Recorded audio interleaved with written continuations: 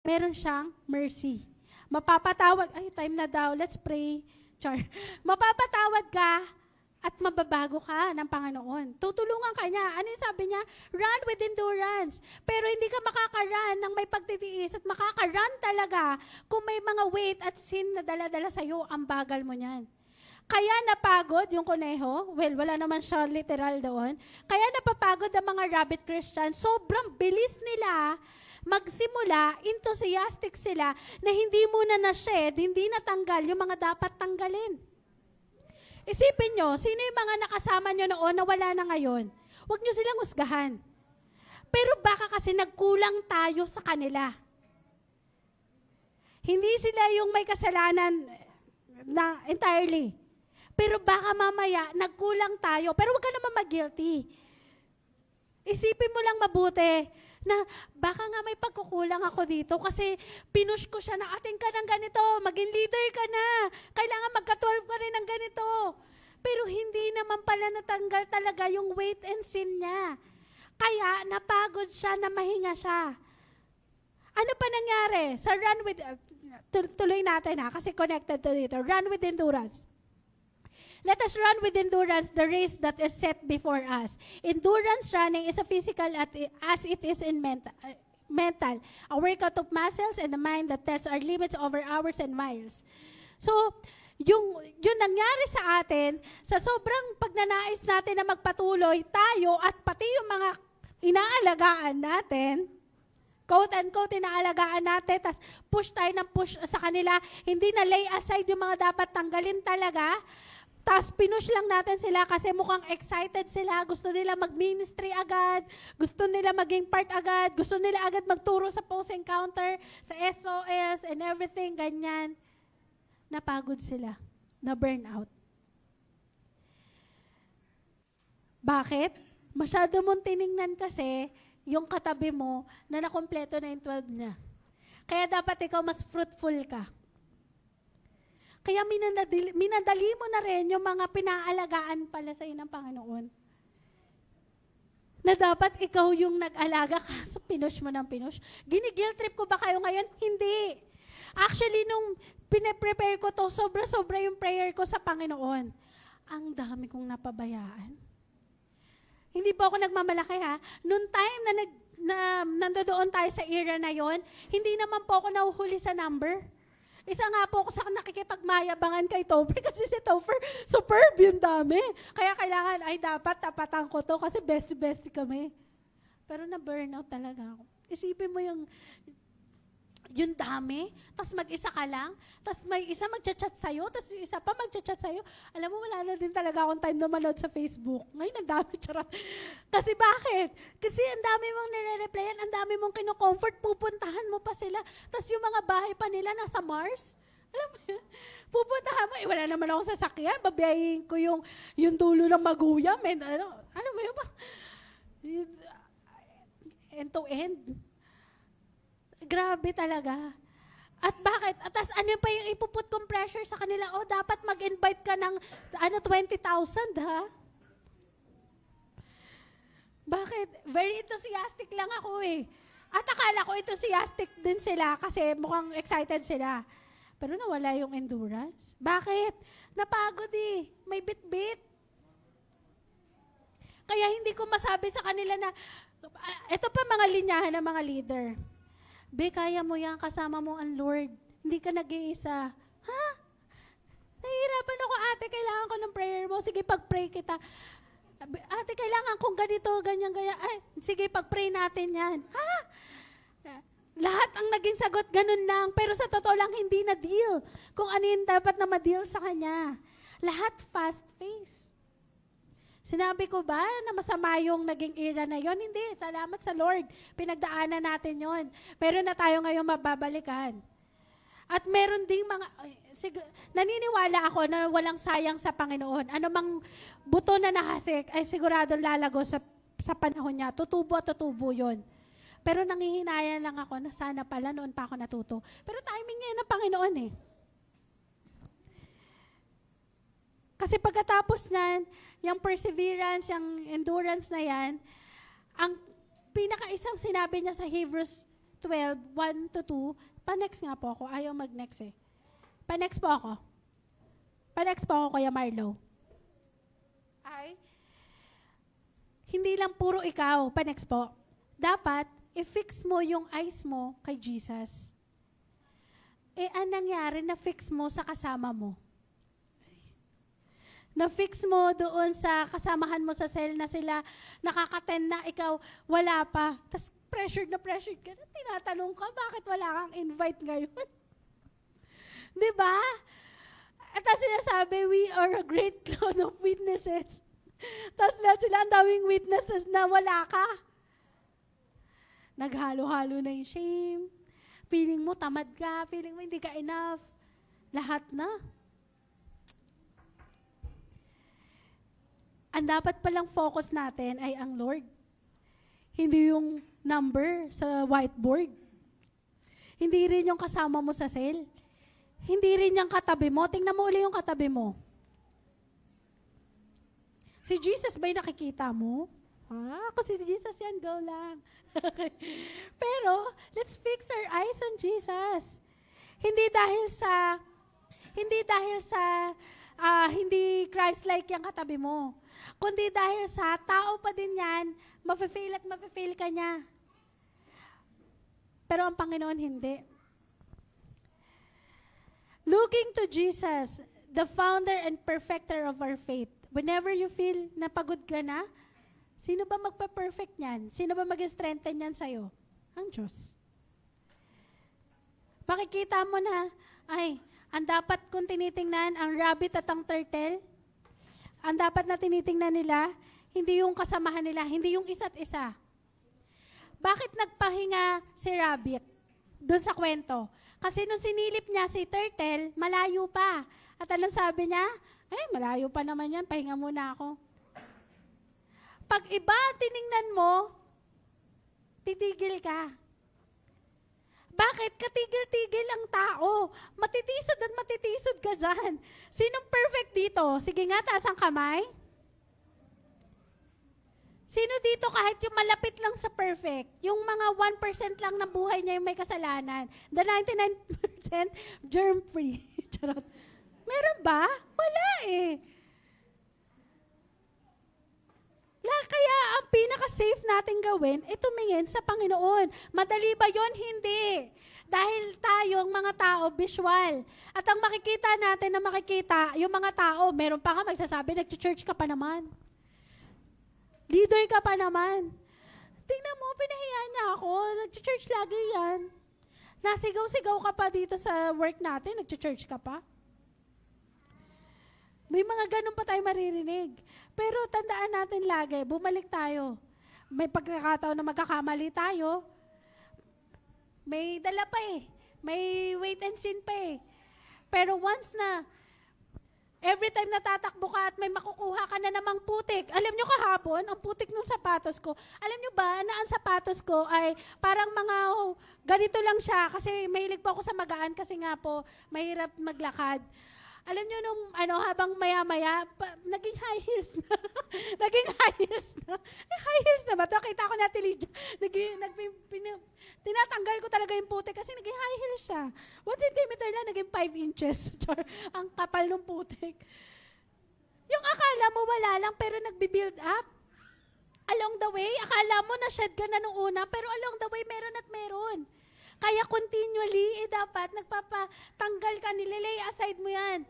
Kaya nga, magra-run ka with endurance eh. Kasi meron mabubuo dyan. Then, anong kailangan mong gawin? Look to Jesus and Lord, tanggalin niyo po ito. Hinihingi ko to ng tawad. Then run again. Hindi kailangang mabilis. Sila, nakita mo, nasa SOL 100 na. Ikaw, nandirito ka pa lang. Hayaan mo sila. Hindi, ang journey natin ay hindi pabilisan. Hindi dahil sa nauna sila, mali mo kunin na sila, tapos na eh. Hindi dahil sa nauna sila, huli ka na. Hindi. Ang journey natin, pa-qualityhan. Quality ba yung journey mo with God? How to fix our eyes on Jesus? Start with the heart of humility and confession. Humility of what? Humility, tanggapin mo na hindi ka perfect at kailangan mo si Jesus. That's it. Humility na hindi ka mas magaling kaysa sa katabi mo. Mas marami siyang alam kaysa sa Bible or mas marami kang alam sa Bible. No, humility. Na you still don't know a lot of things about God. At mas maraming araw pa rin tayo, mas maraming beses pa rin tayo nagdidig deep. Dahil ang Lord, hindi mo kayang makuha yung kabuuan ng kanyang misteryo. Araw-araw may bago siyang revelation. Alam niyo po, ang Bible, sa tagal nating mga Kristiyano, or sa, yung meron dito kahit ng last week, may nabasa ka ng verse, pero pag yan pinreach uli ng iba, may iba na namang, may ibang side na naman ng perspective ang makikita mo. Ano pa? Spend time in God's Word. Yung Word of God, alam niyo po, napakayaman yan. Sobrang yaman yan. Kahit ilang beses mo yan mabasa, hindi mo yan mauunawaan ng buo. Hindi mo nga masas. Sa uluhin mo man yan, hindi mo makukuha yung kabuang meaning niyan. Napakayaman yan. Spend time. Evaluate mo ngayong oras na to. Nakakapagbigay ka pa ba ng time to read God? To read yung word ng Panginoon? O hindi na?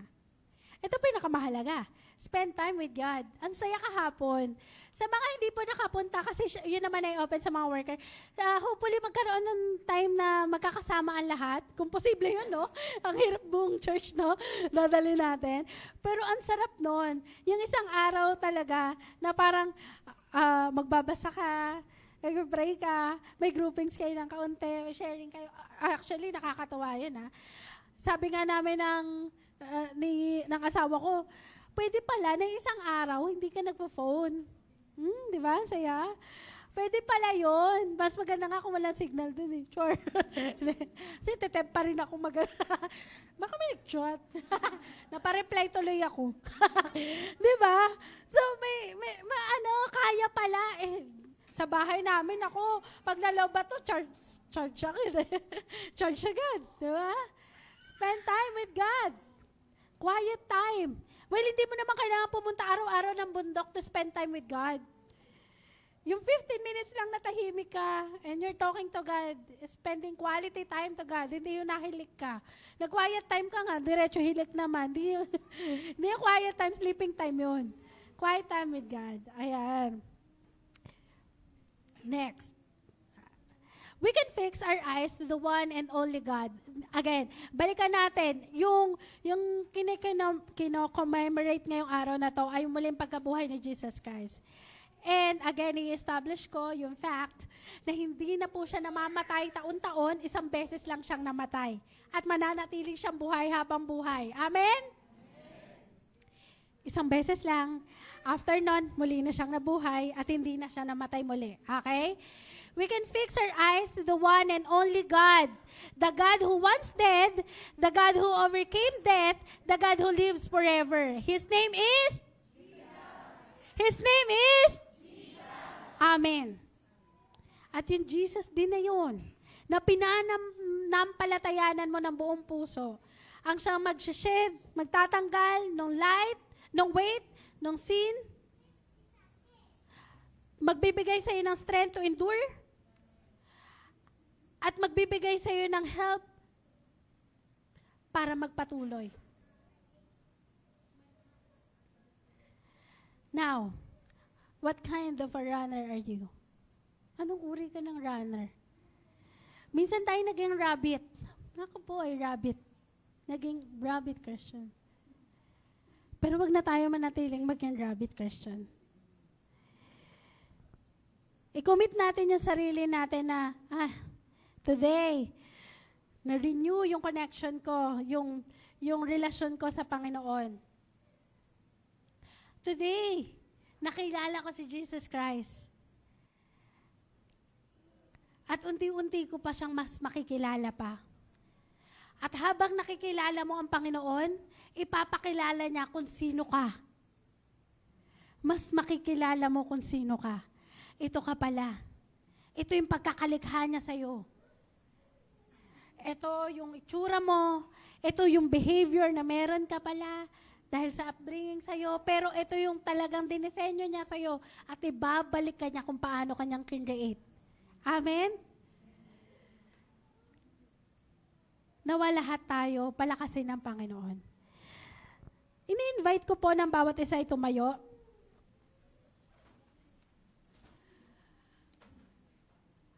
At ngayong oras na to, isipin nating mabuti. Kung ngayon ka lang nakapunta, at nalaman mo na si Jesus ang founder and perfecter of faith, sa kanya pala nagsisimula at nagmumula ang pananampalataya. Salamat sa Panginoon.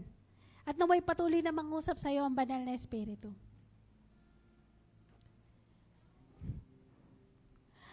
Tayo mga nandirito na sa church naman, it's a call for us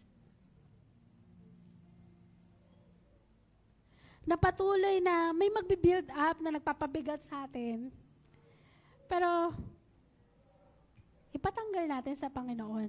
Na sa ganon, makapagpatuloy tayo sa paghakbang at sa pagtakbo sa journey na to. Na sa Kanya nakatutok. Hindi pagkukumpara sa kasamahan mo, sa kung ano na yung narating niya sa church or narating niya sa buhay. No. Magkakaiba tayo eh. Magkakaiba tayo na storyline. Pero isang goal natin. To have a quality life with God.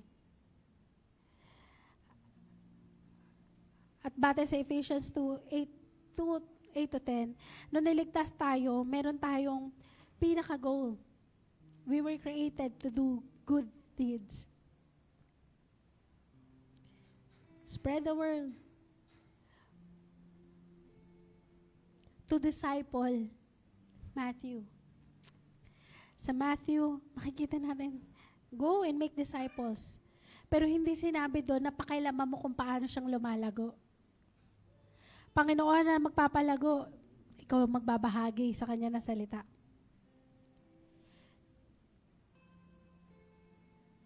Hindi batay sa facing mo o sa facing ng church na tinatakbuhan nyo yung paglago ng isang tao sa spiritual na relasyon niya sa Panginoon. Naway wag tayo muling maging dahilan para makapag-produce ng mga rabid Christian. Kundi simula ngayon, maging daan tayo para makapag-produce ng mga tunay na Kristiyano na may relasyon sa Panginoon at lumalago sa pagkakilala sa Diyos, sa Ama, sa Banal na Espiritu, sa Anak. At nakikilala rin nila unti-unti yung sarili nila na ito silang nilikha ng Panginoon at ito yung goal nila sa buhay.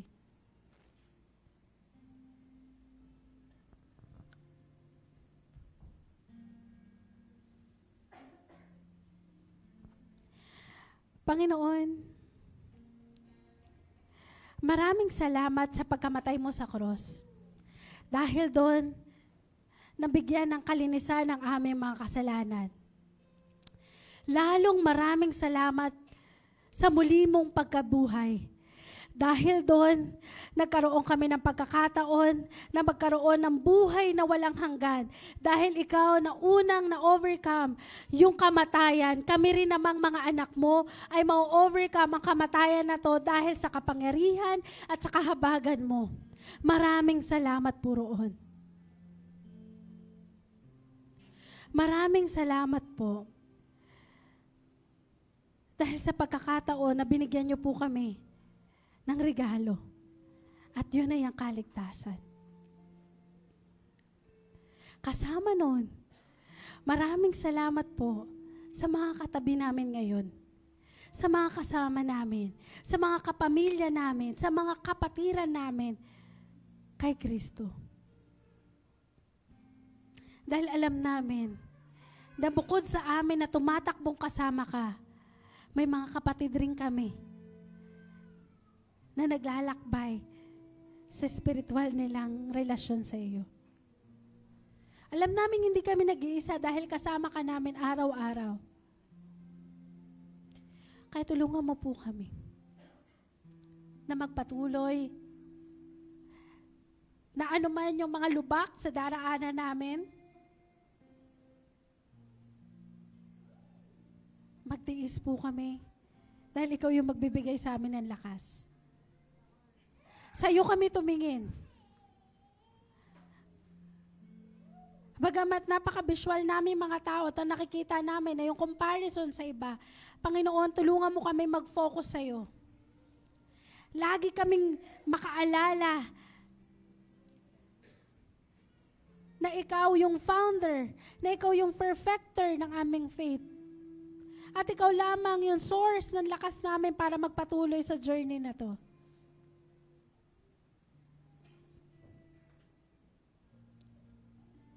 Nakasabay, Panginoon, sa paglilinis mo sa amin. Sa iyong muling pagkabuhay, ay binuhay mo rin kami at binigyan ng panibagong buhay. Panibagong kalakasan. Darating ang panahon, Panginoon, makakaramdam muli kami ng pagod. Makakaramdam muli kami ng hirap. Pero Lord, alam namin na ngayon, na ano man yung pagdaraanan namin, na hirap, pagsubok, problema, kawalan ng pag-asa, Panginoon, hindi yun magiging smooth. Hindi magiging smooth yung journey namin. Pero isa yun sigurado. Tutulungan mo kaming malampasan lahat ng yun. Hayaan mo kami na maalala lagi iyon. Na ikaw lamang po yung makakatulong sa amin. Mahirap yung matandaan sa panahon ng pagsubok. Pero Lord, kahabagan mo kami na palagi ang ipaalala sa amin yun ng banal na Espiritu. At patuloy mo po kami sasamahan. Patuloy ka po, Panginoon, maparangalan. Patuloy ka pong maitaas. At lahat ng kapurihan ay tanging sa iyo lamang po. Sa pangalan ni Jesus. Amen. Amen.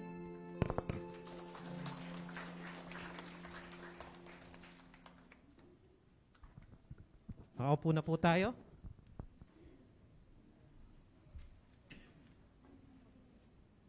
Napakahalaga po dito sa ating spiritual journey na talagang tumatakbo. Sabi nga po, meron po narinig ng isang pastor, okay lang na sa iyong buhay spiritual, mabagal ka.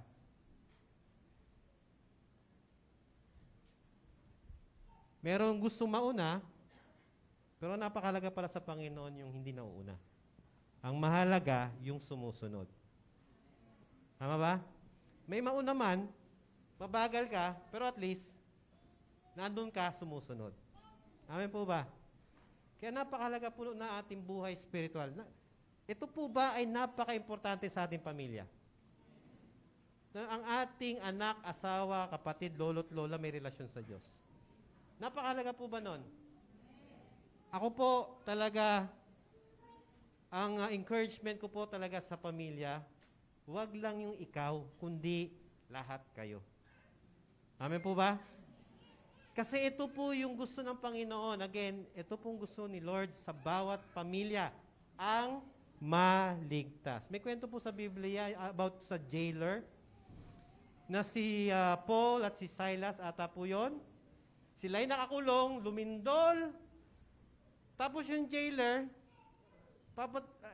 yung natatakot siya dahil papatayin siya kasi nakawala. Nabuksan kasi yung gate ng kulungan. So, inisip niya, baka umalis si Paul at si Silas, dagot siya. So, ibig sabihin, papatayin siya. O kaya, gagawin niya na lang, sarili niya na papatayin niya. Pero ang sabi po ni Paul at ni Silas, huwag mong gawin yan. Nandito lang kami. Ito tanong ng jailer, paano po maligtas? Sabi ni Paul at ni Silas, maniwala ka kay Jesus, ikaw at ang iyong pamilya ay maliligtas. Ako natin mga kapatid, napakahalaga sa Panginoon na ikaw at ang iyong pamilya ang maligtas. Pero, meron pong ibang katuruan na nagsasabi, itong anak ko, siya ay ilalagay ko o i-encourage ko na siya ay magpare o magpastor. Kasi kapag may pare at may pastor sa pamilya, lahat kami ay ligtas na. Hindi po totoo yun. Kaya alam niyo po, dati noong unang panahon, mga time po siguro na mga 50 years old or 60 years old, mga senior na natin ngayon, may moment at may time po na marami nagsakristan, marami ang nagpare, kasi yung mga nanay tatay nila sinabi magpare ka o magpastor ka. Mali po ang intindi. No? Ikaw at ang iyong pamilya ang maliligtas kasi ang Diyos may pangako siya. Kapag ang gospel o salita ng Panginoon na nagliligtas ay nakaabot sa iyong pamilya, ang Diyos ay kikilos sa iyong pamilya. Amen po ba? Meron po sa ipapakitang picture. Sa mundong ito ang sinasabi, no? Na unang picture please, sabi, okay lang na iba rin ang relihiyon ko. O, tingnan po natin ito. It is okay to be an atheist. It is okay to be a Christian. It is okay to be a Jewish. It is okay to be X, Y, or Z. It is not okay to shame other people for their beliefs. Yan po ang kaisipan ng mundo. Okay lang na ibang relihiyon mo. Sino po sa inyo ang iba-ibang relihiyon sa bahay? Marami sa atin, tama po ba? Meron po ba sa inyong mga anak na nagsabi, Nay, Tay, di ako naniniwala sa Diyos. O sige, pananaw mo yan, bahala ka sa buhay mo. O, sinabi naman, Nay, Tay, meron po ako natagpuan na relihiyon, yung Buddhist po. Mga kapatid, next picture. Hindi po okay at tatanggapin na lang po natin ng walang lalaban. Tama po ba? Dala lang po natin, kaluluwa ang pinag-uusapan. Amen po ba? Kaluluwa ang pinag-uusapan natin, hindi lang parang pisikal. Kapag ganyan ang anak mo at kinonfess niya, Nanay, Tay, ano na po ako, ito na lang po relihiyon ko, 80s na lang po ako, hindi po pwede yun. Kailangan may laban. Tama po ba? Sabi po dito sa verse na ito, salvation is found in no one else. Walang ibang kaligtasan na matatagpuan. For there is no other name under the heaven given to mankind by which we must be saved. Mga kapatid, kung kayo magulang, kung napakahalaga ng inyong mga anak, huwag niyong hahayaan na sila ay mapakasama o sila ay maniwala sa ibang katuruan, ibang relihiyon, ibang paniniwala. Dahil kaluluwa po ang pinag-uusapan natin dito. Eternal destiny. No? So, ibig sabihin, sa ating pong pamilya, kasi tayo po ngayon, nagpa-family day tayo eh. Ang ating pamilya, Lord willing, na isa lang ang ating paniniwala. At ang paniniwala po natin ay hindi relihiyon, kundi relasyon. Next picture. There is no salvation, no one else, kundi si Jesus Christ. No? Yan din po kakulit yung aking mga, anong bata ko, ganyan ako kakulit. Kasi yung tatay ko, nagpipreach, tapos ako papuntang-puntang stage. No? Naging pastor tuloy ako. No, kay Julie, may pag-asa pa. Okay? So, mga kapatid, today we remember yung resurrection ng Panginoong Yesus. Wala na pong ibang nabuhay na magmuli, kundi si Jesus. Yung ibang relihiyon, ang Diyos nila, patay. May buto sa puntod at nanatiling patay. Pero ang ating paniniwala, ang ating pananampalataya ay sa Diyos na muling nabuhay. Sabi dito sa 1 Corinthians 15:12-14, basahin po natin mga kapatid. And if Christ is preached that has been raised from the dead, how do some that there is no resurrection of the dead? But if there is no resurrection of the dead, not even Christ has been raised.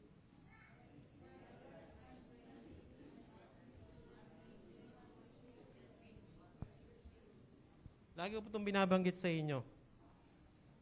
Si Jesus ay muling nabuhay. Pinagtitibay niya na nasa tama kang landas. Dahil si Jesus lang ang muling nabuhay.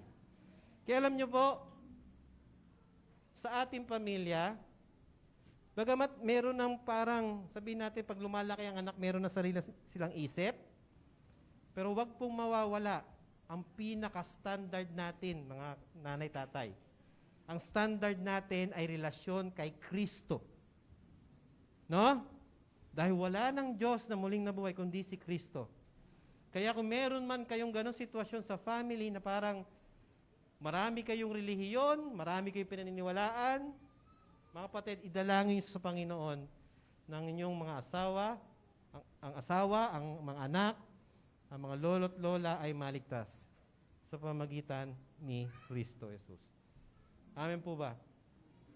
Kaya sa atin po, mga kapatid, lagi ko pong babanggitin sa inyo na kayo po ba ay meron ng assurance of salvation? No? Kayo po ba ay 100% or guarantee na ligtas na?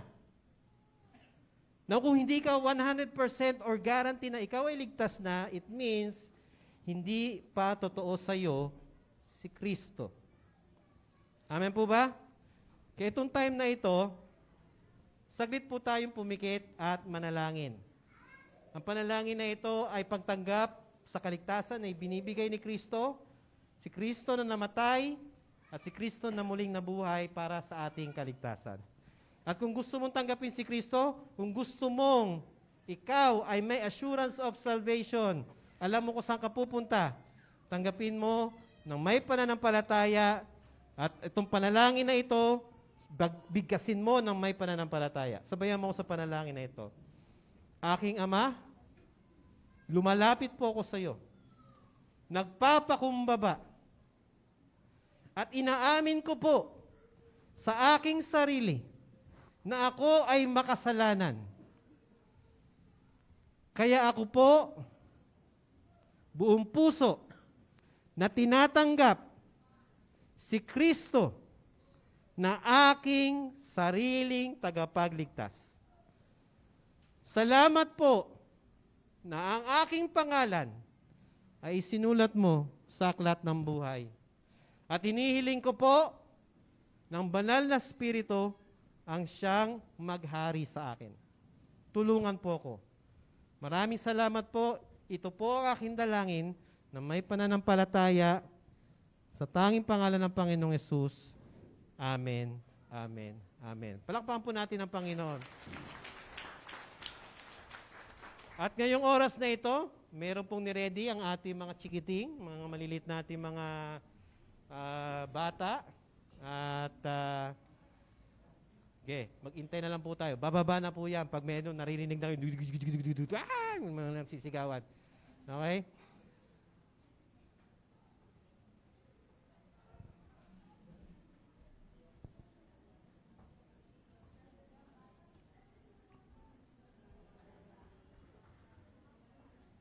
Ayan.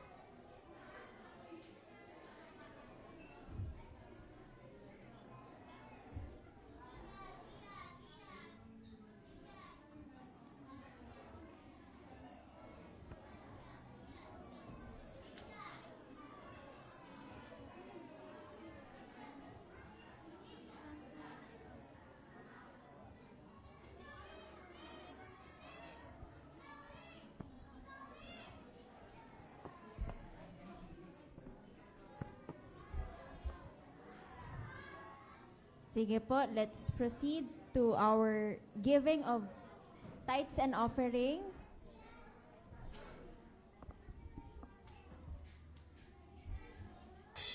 Bago po tayo magbigay sa Panginoon, personally po, ipag-pray po muna natin ang ating tithes and offering. Sige po, sabay-sabay na po tayong manalangin.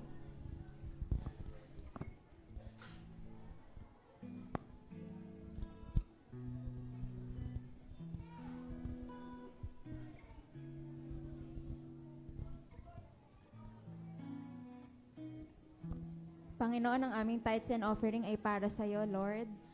We pray na ikaw, Panginoon, ang magbe-bless nito. Ikaw, Panginoon, ang magpapala sa buhay ng bawat isa.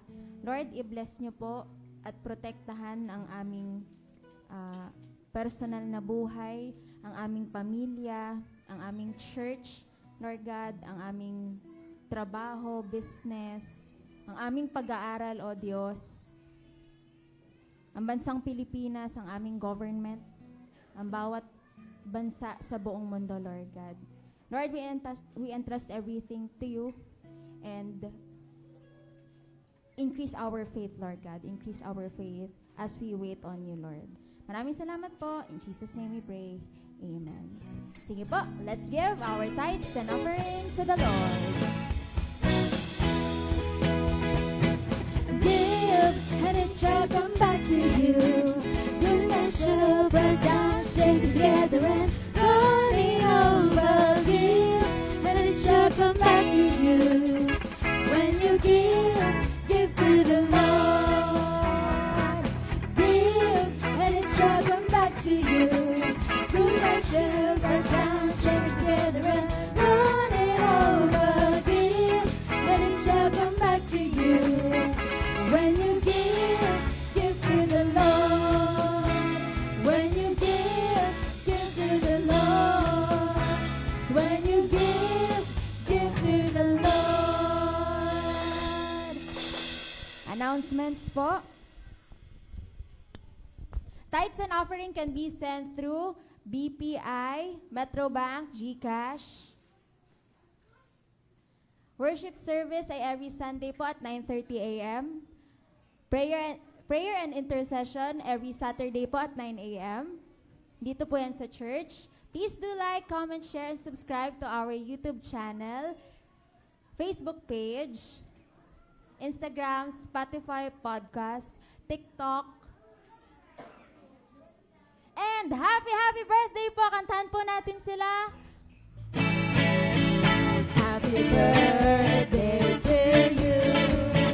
Happy birthday to you. Happy birthday, happy birthday, happy birthday to you. Happy birthday po kay Jazel Ortega sa April 1, kay George Hizon sa April 3. Yun lamang po.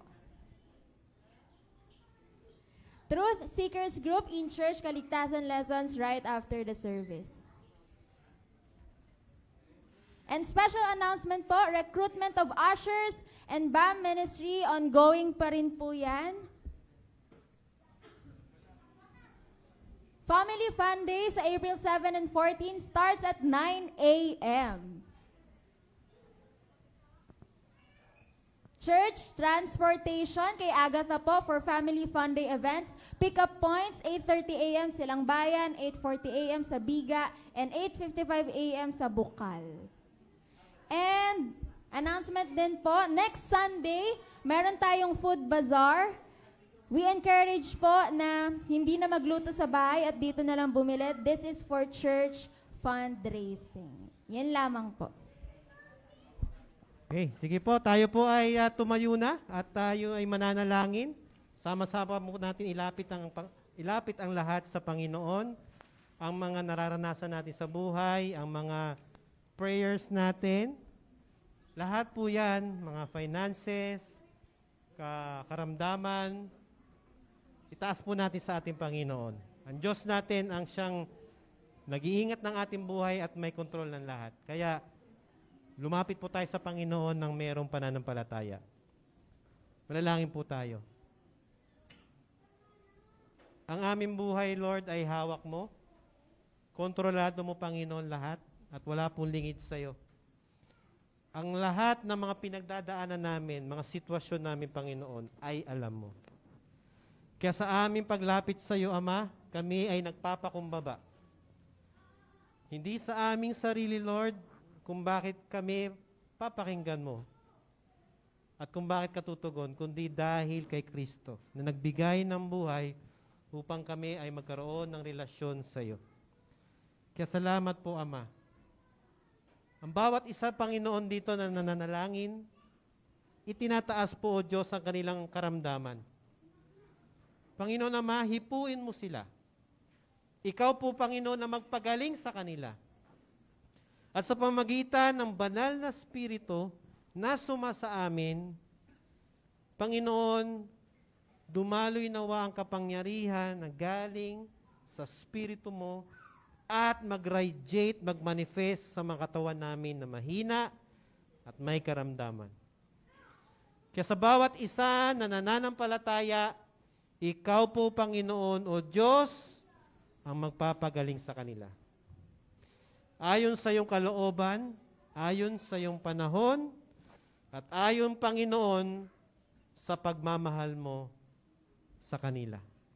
Maraming salamat po sa bawat karamdaman na mapapagaling. At ganun din, Panginoon, itinataas din po namin ang aming mga pangangailangan. Alam mo po, O Diyos, ang lahat ng aming kakulangan, ang lahat ng mga bayarin, ang lahat ng mga gastusin.